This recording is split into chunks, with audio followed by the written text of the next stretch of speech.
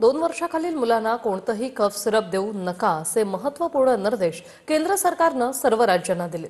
संशयाच्या घेऱ्यात कोल्ड्रिफ आणि Nexa DS ही 2 औषधं असल्याने तामिळनाडूने त्यावर बंदी घातली। नेमकं काय आहे हे प्रकरण पाहूया।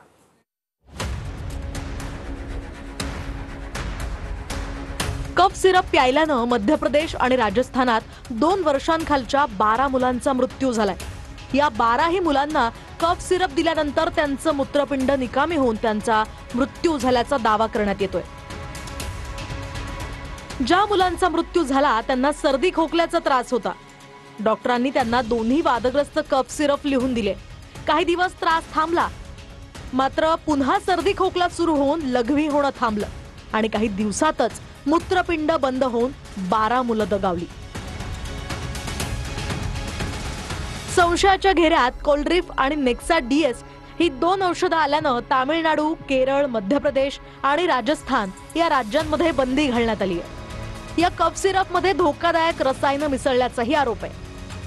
मृत्युमुखी पडलेल्या मुलांना जे कफ सिरप दिलं गेलं त्यात इथिलीन ग्लायकॉल आणि डायथिलीन ग्लायकॉल हे 2 घटक आढळलेत, जे मुख्यतः औद्योगिक कारणांसाठी वापरले जातात।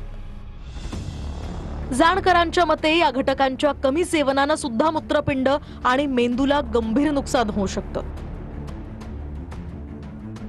2 वर्षांखालील मुलांना कोणतेही कफ सिरप देऊ नका असे महत्त्वपूर्ण निर्देश आता केंद्र सरकारने या सर्व राज्यांना दिलेत। त्यामुळे 2 वर्षांखालील मुलांना खोकला किंवा सर्दीसाठी औषध लिहून देणाऱ्या डॉक्टरांना सुद्धा इशारा देण्यात आलाय। तर सूत्रांच्या माहितीनुसार महाराष्ट्रात 26,000 लिटर कफ सिरपचा साठा नष्ट करण्यात आलाय।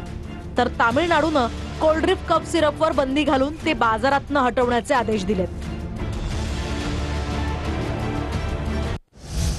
मध्य प्रदेशातील 2 वर्षाच्या मुलीचा कफ सिरपमुळे मृत्यू झालाय। किरकोळ ताप, सर्दीसाठी इतर औषधांसोबत कफ सिरप दिल्याने मुलीची प्रकृती गंभीर झाली।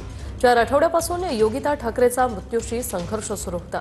नागपुरात उपचार घेत असताना या मुलीचा मृत्यू झाला।